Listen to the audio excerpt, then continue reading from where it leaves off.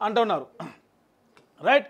ఇక ఇది ఇట్లుంటే మావోయిస్టులు ఒక సంచలన ప్రకటన చేశారు. ఏమన్నాయి అంటే 6 నెలలు మేము తుపాకులు పట్టుకోం, కాల్పుల విరమణకు మేము సిద్ధం, శాంతి చర్చలకు పిలవండి, శాంతి చర్చలు జరపండి అని చెప్పేసి తాజాగా అధికార ప్రతినిధి, మావోయిస్టు అధికార ప్రతినిధి కీలక నేత జగన్ పేరిట ఒక లేఖనైతే రిలీజ్ అయింది.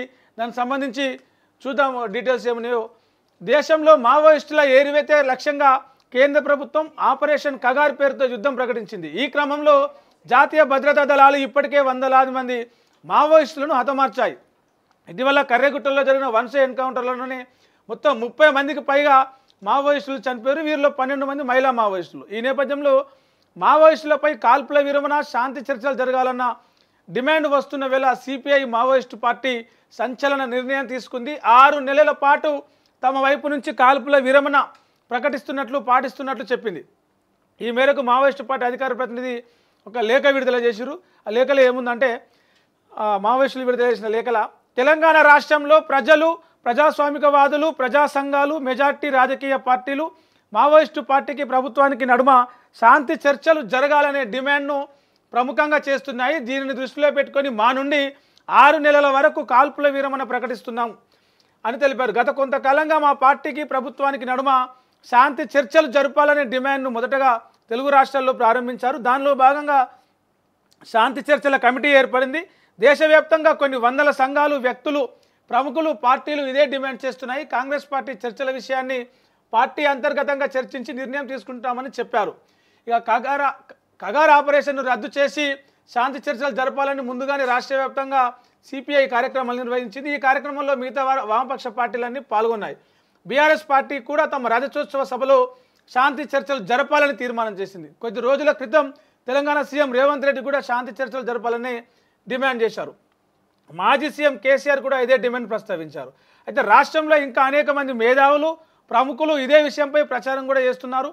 అన్ని వామపక్ష పార్టీలు ఇదే డిమాండ్ మీద పెద్ద ఎత్తున కార్యక్రమాలు చేస్తున్నాయి. అయితే చర్చల ప్రక్రియ అనేది రాష్ట్రంలో, దేశంలో ప్రజాస్వామిక వాతావరణాన్ని తీసుకువచ్చే ప్రయత్నంగా అర్థం చేసుకోవాలి. ఈ ప్రయత్నాలకు సానుకూలత కలిగించేందుకు మా నుండి కాల్పుల విరమణను ప్రకటిస్తున్నాము అని చెప్పారు. గత కొంతకాలంగా ఏదైతే ఆపరేషన్ కగార్లో చూసుకుంటే అటు దండకరణలో కావచ్చు, నిన్న మొన్న కర్రెగుట్టలో కావచ్చు, భద్రతా దళాల నుండే కాల్పులు జరుగుతూ ఉన్నాయి.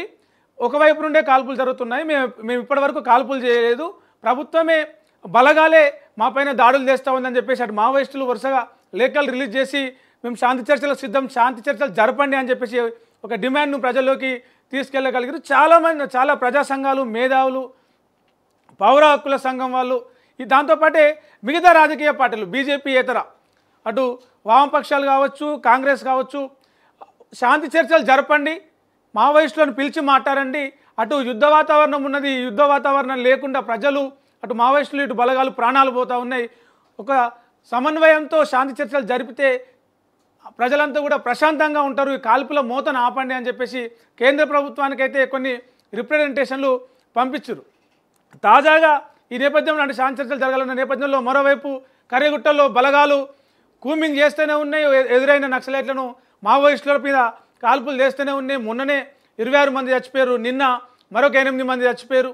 అందులో తెలంగాణ వాళ్ళు ఉన్నారు, మహిళలు ఉన్నారు.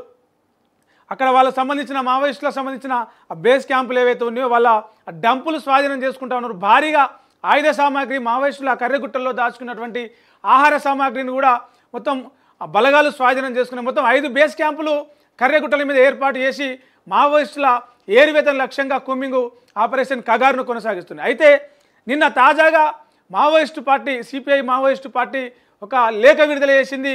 కాల్పుల విరమణను మేము ప్రకటిస్తున్నాం, మా వైపు నుంచి మేము కాల్పులు జరపం ఒక 6 నెలలు, ఎందుకంటే శాంతి చర్చలు జరగాలి అని చెప్పేసి అటు ప్రజలు, రాజకీయ పార్టీలు, ప్రజా సంఘాలు, పౌర హక్కుల సంఘాలు అన్నీ అడుగుతున్న నేపథ్యంలో మరి శాంతి చర్చలు జరగాలంటే ఈ బుల్లెట్ల చప్పుడు ఉండొద్దు, ఫైరింగ్ ఉండొద్దు, కాబట్టి మేము కాల్పులు విరమిస్తున్నాం, మీరు కూడా కాల్పులు విరమించి శాంతి చర్చలు జరపండి అని చెప్పేసి ఒక లేఖనైతే విడుదల చేశారు. మరి కర్రెగుట్టలో ఇంకా బలగాలు మాత్రం ముందుకే వెళ్తున్నాయి. ఎలాంటి ఆపరేషన్ను ఫుల్ స్టాప్ పెట్టడం కానీ, కొంత బ్రేక్ ఇవ్వడం కానీ ఎలాంటివి జరగలేదు. అటువైపు నుంచి కేంద్రమేమో అటు ఇండియా పాకిస్తాన్ తోటి యుద్ధం చేసే మొత్తం కాన్సన్ట్రేషన్ అంతా కూడా పాకిస్తాన్ మీదనే పెట్టింది. మరి ఇటు మావోయిస్టులతో చర్చలు జరుపుతుందా జరపదా, ఒకవేళ జరిపితే ఎంతకాలం తర్వాత జరుపుతుంది, ఆ యుద్ధ వాతావరణ పరిస్థితి లేనిది దాని తర్వాతనే ఈ నిర్ణయం తీసుకుంటారా? ఈలోపు కుమ్మింగ్ కొనసాగుతూనే ఉంటుంది, కగారు కొనసాగుతూనే ఉంటుంది.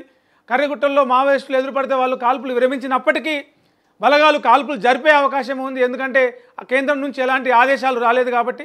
సో మావోయిస్టులు ఒక అడుగు వెనక్కేసినప్పటికీ, చర్చలకు ముందుకు వచ్చినప్పటికీ తగ్గినప్పటికీ బలగాలు మాత్రం తగ్గే దిశగా కనిపిస్తలేవు.